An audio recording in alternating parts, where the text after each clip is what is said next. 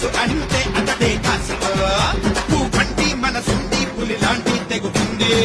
తెలుగు గడ్డ మీద చెయ్యేస్తే తెగబడి వస్తాం తలలే తెగ నరికేస్తాం తెలుగోటంటే నీకు చూపించేస్తాం